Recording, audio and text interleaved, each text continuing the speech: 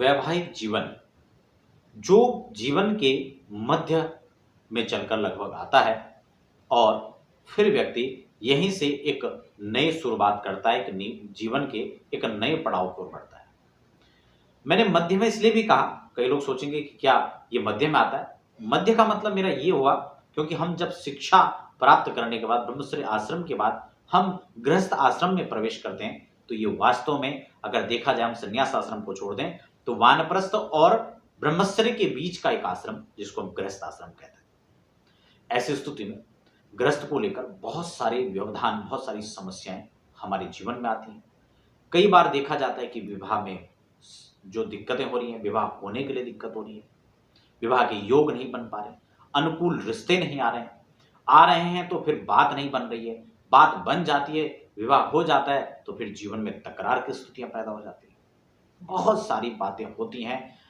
हम देखते हैं कि लगातार जीवन में हमारे 20 वर्ष, 22 वर्ष, 23 वर्ष के जो एक अध्ययन काल रहा है, ज्योतिष के फील्ड में काम करने का अनुभव रहा है, हमने उसमें देखा कि अक्सर सबसे ज्यादा परेशानियों को लेकर व्यक्ति इसी मोड़ पर उसको परेशानियां होती हैं और वो इसी को लेकर ज्यादा चर्चा भी करता है। दिन भर में हम जितनी कुंडलियां देखते हैं उसमें से ज्यादातर लोगों का प्रश्न इसी को लेकर के होता है। उसके बाद कैरियर को लेकर लोग चिंतित रहते हैं और फिर शिक्षा को लेकर बहुत कम लोग हैं जो चिंतित दिखाई देते हैं, क्योंकि माता पिता शिक्षा को लेकर चिंतित तो रहते हैं लेकिन ज्योतिषीय सलाह लेने में शायद उसमें काफी हद तक कम हिस्सेदारी रहती है। लेकिन जीवन के उस पड़ाव में जब गृहस्थ के जीवन में जो है, गृहस्थ जीवन में या विवाह न होने की स्थिति में हम ज्यादा भटकाव की स्थिति में आ जाते हैं और ऐसे में हम सलाह के लिए ज्यादा समय निकालते हैं। मैं कुछ खास पॉइंटों पर यहां पर चर्चा करूंगा, कुछ उपाय भी आपको बताऊंगा। क्या स्थितियां होती हैं जब वैवाहिक जीवन में दिक्कतें आती हैं या विवाह नहीं हो पाता है, रिश्ते नहीं बन पाते हैं या रिश्ते होने में रुकावटें होती हैं। वैसे तो प्रमुख रूप से देखा जाए तो जन्म कुंडली में 12 घरों के अंदर सबसे पहला जो घर होता है वो लग्न होता है, जिसको हम तन भाव कहते हैं। ठीक उसी के 7वें स्थान पर, उसी ठीक सामने 7वां घर होता है और इसी 7th हाउस को हमारे दाम्पत्य जीवन का घर मानते हैं। इसको पार्टनर का घर माना जाता है। आपके जीवन में किसी भी प्रकार के पार्टनर की अगर बात करें, किसी भी प्रकार से हम पार्टनर का चिंतन करते हैं, उस पर विचार करते हैं, तो हमें 7वें घर पर जोर देना होता है।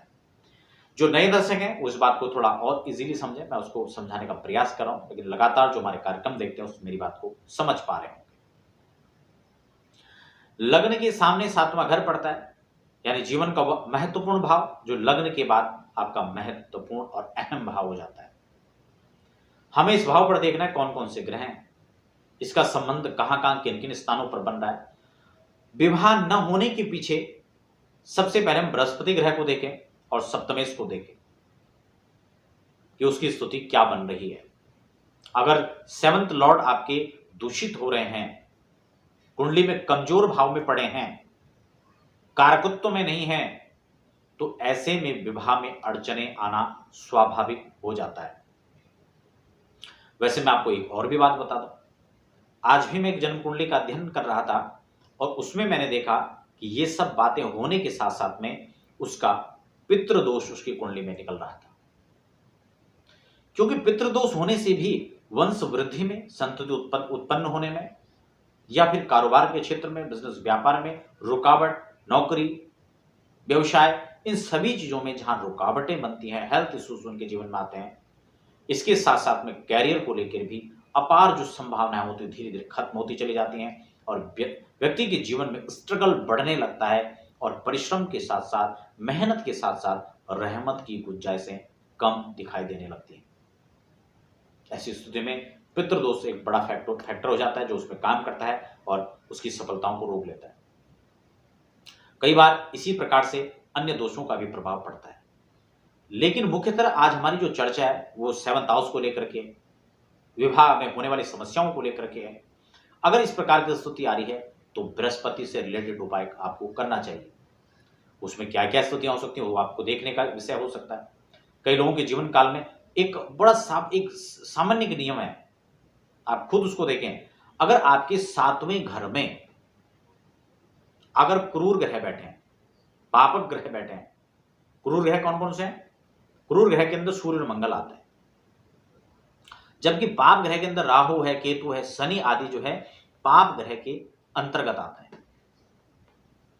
अगर सप्तम भाव के अंदर क्रूर ग्रह हैं या पाप ग्रह हैं तो एक बात निश्चित आप समझ लें कि विवाह में 100% देरी होनी ही होनी है। विवाह में अनेक प्रकार की दिक्कत है।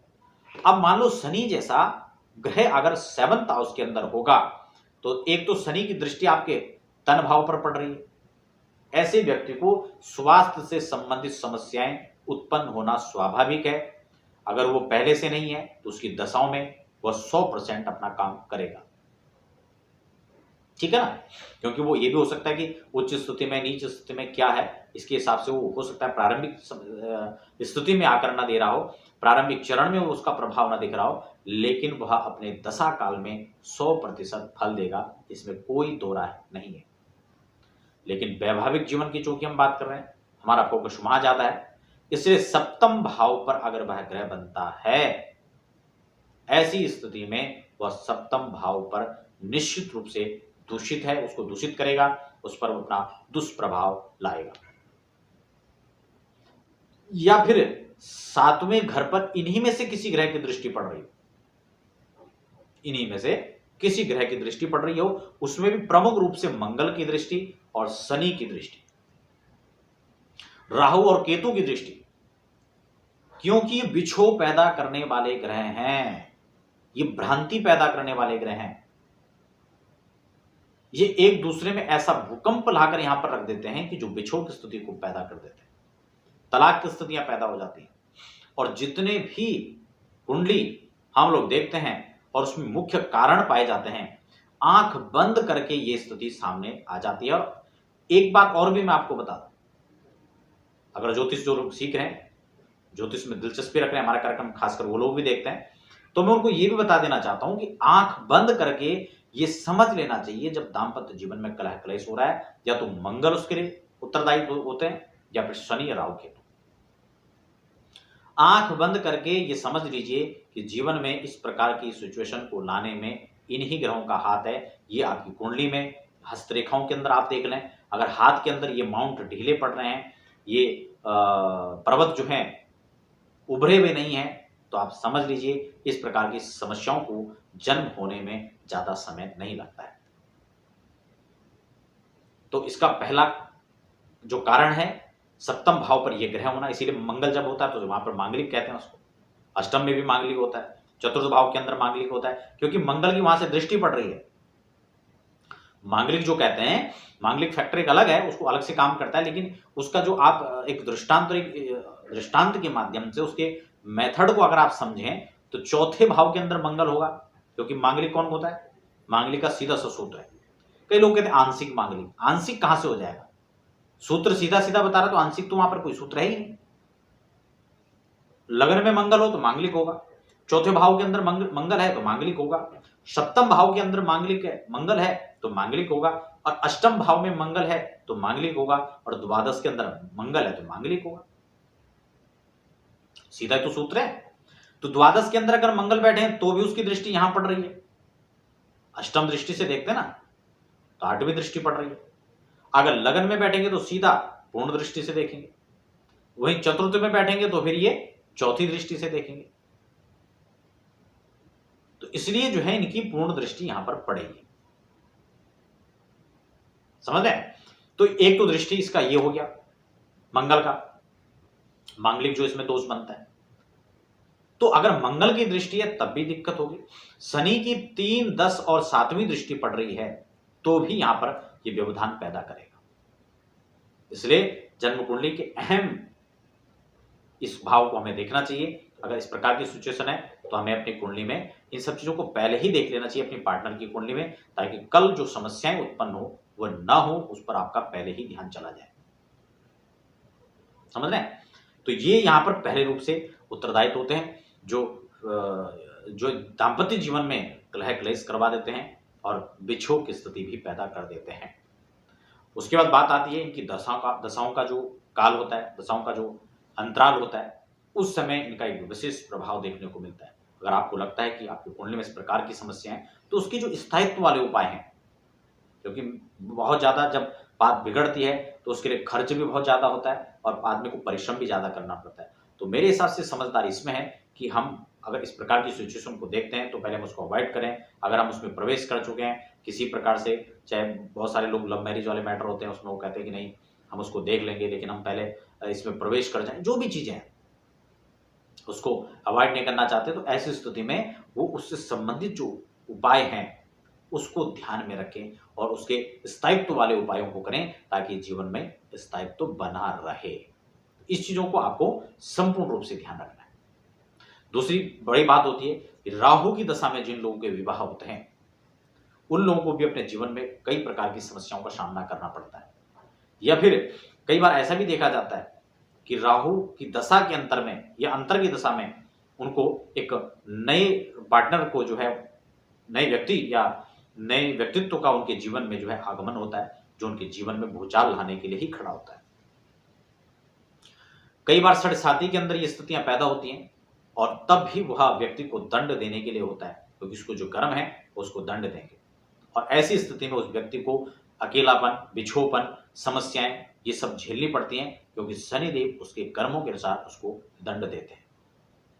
तो बहुत सारी चीजें ऐसी स्थिति में जब हम उपाय की बात करते हैं, अगर मंगल से संबंधित प्रॉब्लम आ रही है तो मुझे लगता है इसके लिए ऋण मोचन मंगल स्तोत्र का पाठ, जो कि बहुत प्रभावशाली शक्तिशाली स्तोत्र है, आपको उसको करना चाहिए। हनुमान जी की उपासना और साधना अपने जीवन में नहीं छोड़ना चाहिए और भगवान सांब सदाशिव की पूजा हर प्रदोष को नियम बना लो, या हर महीने में 2 महीने में एक नियम बना लो कि भगवान सांब सदाशिव का नमक चमक विधि के द्वारा आप रुद्राभिषेक करें। वैदिक ब्राह्मण का आश्रय लें। कई बार हम पूजा पाठ बहुत करते हैं, फिर हम कहते हैं हमें रिजल्ट नहीं मिलता।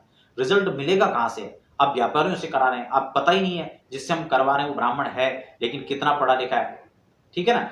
क्योंकि लंबा तिलक लगाने से कोई ब्राह्मण नहीं बनता है, वो आचरण से ब्राह्मण है या नहीं है, वैदिक है या नहीं है, ये सब चीजें। और इसीलिए जब भी हम डॉक्टर को ढूंढते हैं या सामान को ढूंढते हैं तो हम ब्रांडेड ढूंढते हैं, अच्छी उसकी डिग्री को देखते हैं डॉक्टर की, लेकिन जब ब्राह्मण को देखना होता है तो हम दक्षिणा देखते हैं, 100 रुपये में काम चल जाए, 500 में काम चल जाए, उसको ढूंढते हैं।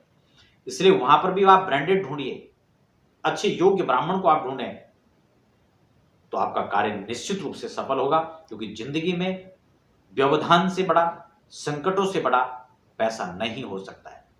पैसा आपके जीवन को चलाने के लिए एक सहयोग की स्थिति में रहता है, एक सहायक की स्थिति में रहता है। आपके जीवन में सुख रहे, सुविधाएं रहे, प्रेम बना रहे और आपका घर परिवार, आपका संसार आनंद के साथ चले, इस पर मुख्य ध्यान देना चाहिए और इसके लिए भगवत आश्रय सबसे पहले है। तो आशा करता हूं आज की चर्चा में आप लोगों ने बहुत कुछ समझा होगा, बहुत कुछ पाया होगा। वीडियो आपको अच्छी लगती है तो लाइक करना ना भूलें, चैनल को सब्सक्राइब नहीं किया तो अभी भी कर सकते हैं और वीडियो अपने इष्ट मित्रों के साथ शेयर जरूर करें, हो सकता है उनके जीवन की समस्याओं का भी अंत यही वीडियो हो। बने रहे आप, फिलहाल हमें दीजिए इजाजत। धन्यवाद।